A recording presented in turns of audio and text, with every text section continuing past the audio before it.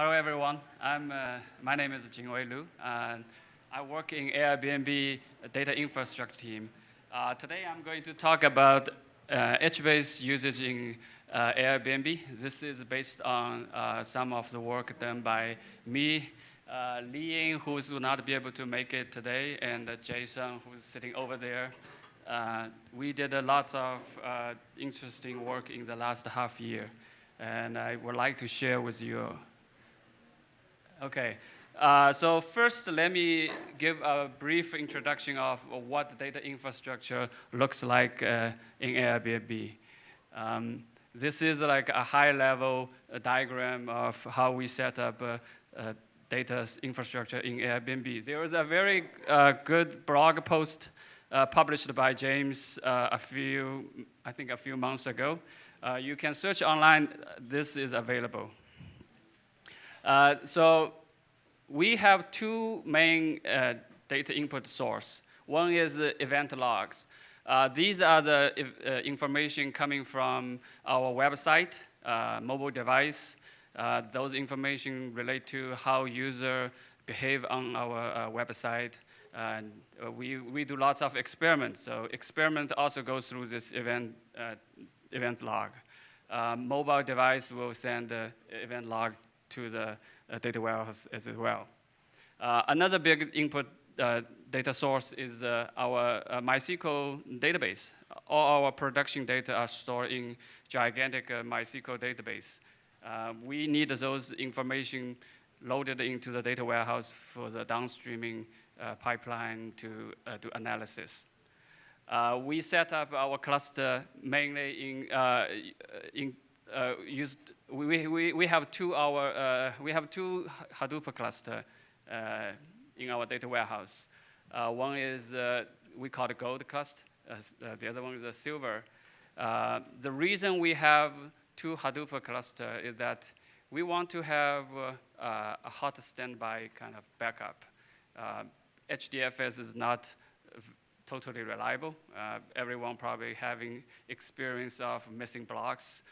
Sometimes people may make mistakes, delete their files. So we would like to have a safe net for us. The second reason we have two clusters that we want to isolate our important high SLA jobs from ad hoc workload. So the important job runs on gold. Less important job, ad hoc, runs on silver. We have our in-house build replication service called Realtime, which is open source recently. The replication will have one-way sync from gold to silver. With those two clusters in place, we also leverage S3 to do additional backup. We back up our raw data on S3. So we will have 3 copies of important data. And a historical data will be archived to S3 after a certain period of time. We have Spark cluster as well as Presto cluster. Those are two computational, serve the computation workload.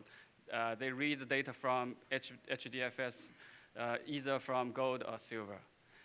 Airflow is our Java scheduling service. We also have Caravelle, Tabular. These are the reporting service, and the AirPower is used for interactive query. Right. So this is a high level of what the batch infrastructure looks like in Airbnb. So next thing we were talking about how we do the streaming in Airbnb. In last half year, we start to invest more on doing the streaming workload. The event logging is already in streaming form. So our event logging right to the Kafka, it comes in as a stream. But the MySQL database, it is not in a streaming fashion in the older architecture. So we leverage backup restore to do the data export. In order to do the streaming, we develop our in-house bin log listener, which is we call it Spinal Tap. So essentially, this is a service listen on the database change and write change to the Kafka. And in the cluster, we choose Spark Streaming as our computation framework. The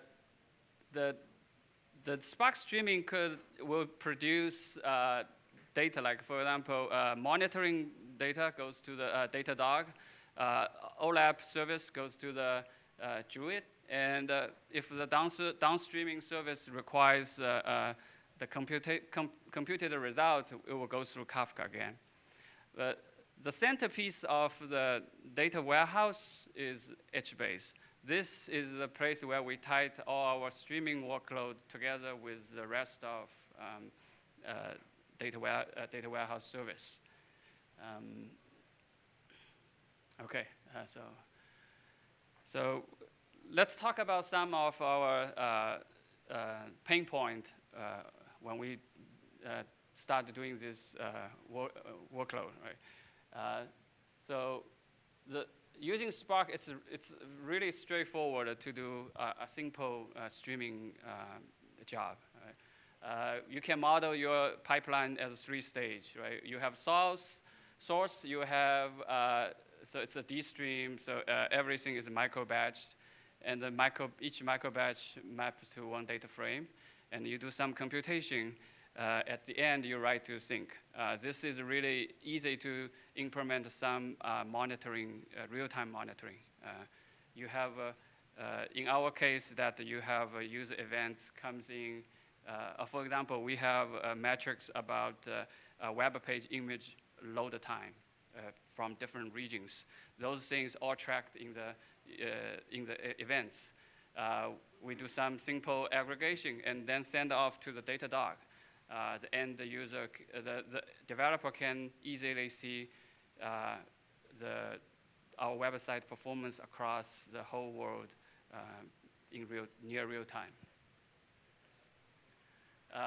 So the next case is we need some state during the streaming processing. Let's say you have user booking events comes in.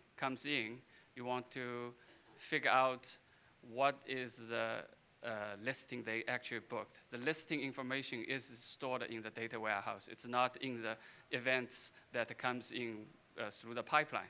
So it requires you to look up some status storage. So now the things becomes a little bit interesting. At the end, it's also possible that some job will write the stuff back to the status store. Okay, now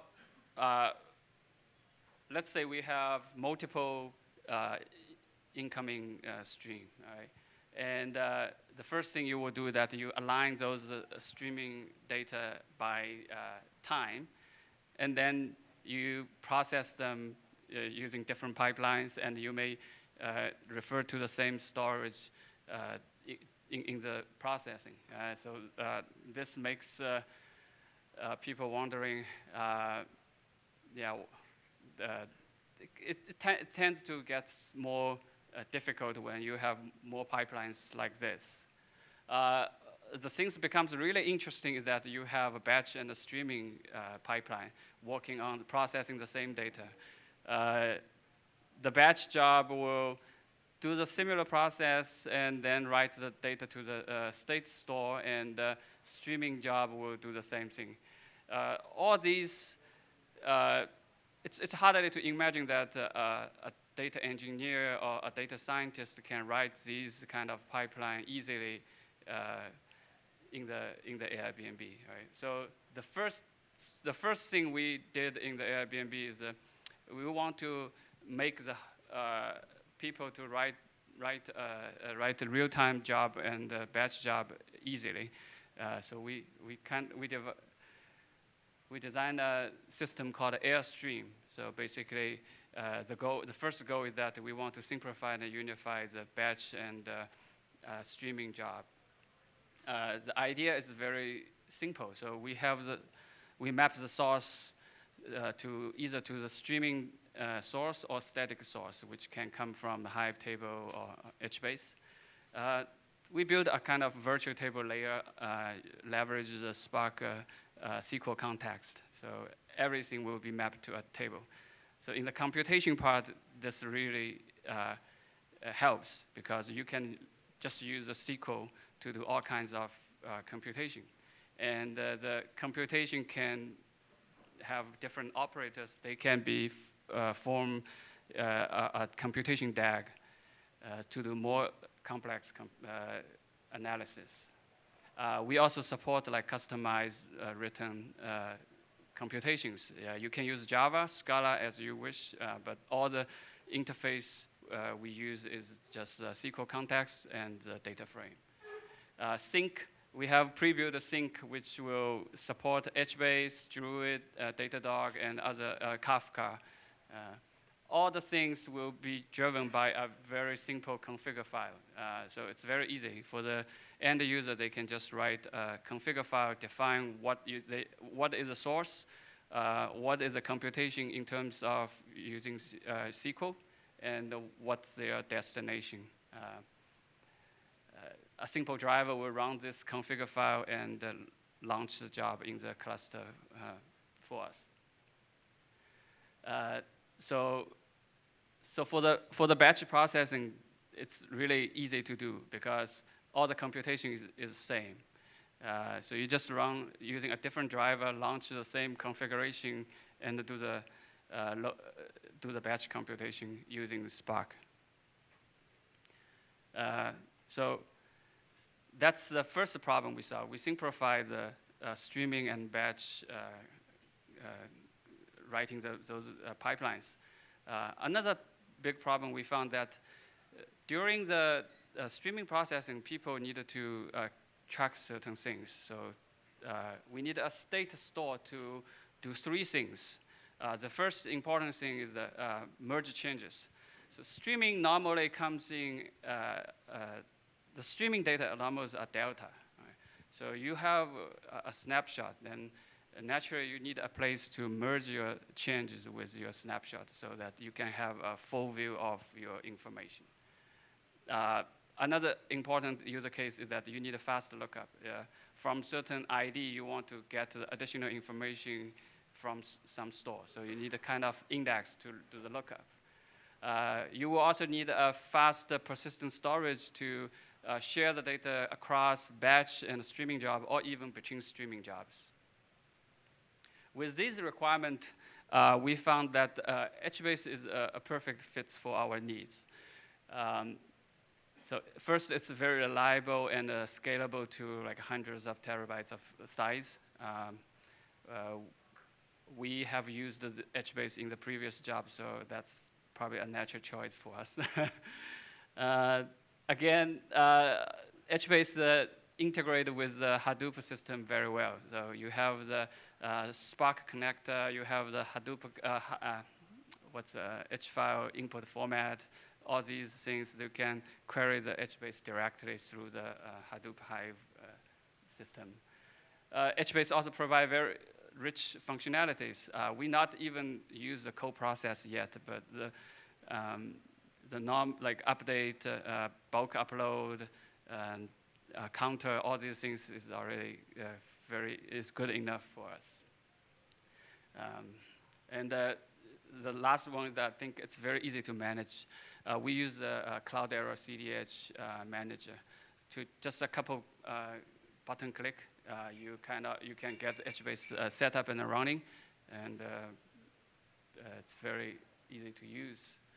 Okay, so since we use HBase as a state store, we kind of defined 5 operators in the AirStream to leverage, to use HBase as a state store. The first thing is called full table scan. This is like easy to understand. The second is a key and a prefix lookup. Right? So the prefix lookup is, I need to point out that not all the cases that people will have the full key when they do the lookup. So this is using supporting prefix lookup is an important requirement as well. We have normal update. This is just row-based update. And we also have bulk upload. When you have a large amount of events ingested from the source, we really need a update to be performed. And the bulk upload will help solve the problem. Simple aggregations. So this is the counter case. You don't want to find read a value from HBase and then update it. This is slow. So if you have a built-in counter support, that would be the best. Once you have all these operators, how you construct your process, use a DAG, basically. This is a simple example. You have input data. Based on the key, you first do a lookup from HBase. If you find the state in the HBase, you get the value back. If you don't, you get null. So it's like a left-out join semantic. Based on the result, you figure out what will be the new state you need to write to the HBase. Then go through the update. It will update the HBase, and you are done with your status management. Another important thing is that key space design, right? Two important things relate to the key space. One is load balance. When you have lots of data, you don't want to have some hot spot, right? So we use hash partition to do the load balance. But we needed to support the prefix and the key lookup, right? So the idea is actually simple, right? You have composite key to support the key lookup. But as long as you, for the prefix, as long as you have all the prefix that need user to compute the hash, you can still support the prefix-based scan on top of this schema. Right? So another thing that write performance, there is two problems here. One is that for the row-based update, if you don't pre-partition your data, your task is going to connect to each region server and write randomly, kind of, right? So one trick we can do is that we just do the partition before you actually write the data. Now, each task will have all the modification to a specific region server. That will improve the write performance dramatically. This is very helpful in the case of you have a large volume of update. If you really have lots of data needed to be updated, use bulk load. It will generate H file directly and load it into the HBase. So here's one of the use case that leverages the HBase state store. Right? We have two incoming data. One is, this is related to the experiment real-time feedback loop. So you have incoming data, one incoming data which is experiment assignment event. It contains a user ID and experiment name and a treatment. Those are three keys. So those information comes in as a streaming input, and they are write to the HBase, into the HBase state store. That's the job one. The other job is that you have a booking events. You have, the booking events only have the user ID, right? So based on the user ID and use the key space design schema that I talked about in the previous slides, we can actually look up HBase just based on user ID. So with that, we can get, for that specific user, all the experiment, all the treatment that we have done, we have initiated. And then we can write the result to the Druid, to the online kind of OLAP analysis. Even though I separate them into two jobs, but the truth that they actually live in one AirStream configure, and they are launched as one Spark streaming job, and continuously. Okay, so the next part I'm going to talk about the real-time data ingestion in the Airbnb. So this part is, again, related to previous slide that I mentioned that we have two input data source. Those two streaming input data goes through Kafka and through the Spark Streaming landed in the HBase. We use Presto, Hive, Spark, which can query the HBase in real time directly. We also take a snapshot. The font is messed up here, so so we take snapshot directly from HBase to the HDFS. So this snapshot could be daily or hourly.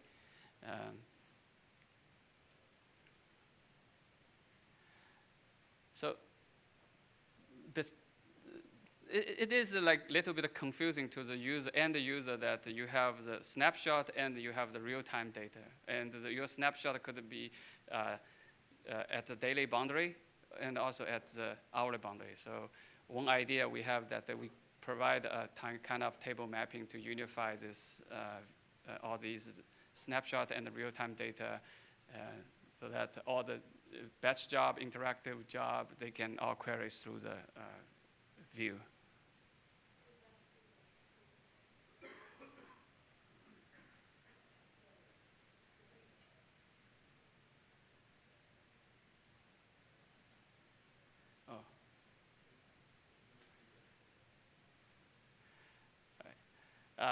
So in the real-time data ingestion, we have it is important to have efficient snapshot, which we can dump the data from HBase to the HDFS. So traditionally, people use H-file input format to dump the snapshot. They will just go against each region and scan the dates that dump to the HDFS. In our case, each table takes about like 10 minutes, which is, if you have 100 tables, that's take too long. You cannot do that within, if you want to do hourly dump. Oh, so she's asking why we want to dump to the HDFS, because many of our downstreaming pipeline analysis rely on the data stored on the HDFS. And also, once you dump the data to the HDFS, it can be archived and saved offline. So another thing that when you initially want to populate your database, HBase, you need to load the snapshot. So we use the bulk upload to do that. Oh, sorry, I think I missed the first part. So the snapshot, I mentioned that the traditional use H-file input format, it takes a long time, right? So luckily, the HBase has a feature called, you can take the H-file snapshot and then restore the snapshot to the to a HDFS location. Now, that process is very fast. It takes probably less than 10 minutes to do the whole HBase snapshot and the restore. Once you have that, you can actually leverage the H-file snapshot input format to build a view on top of your restored data.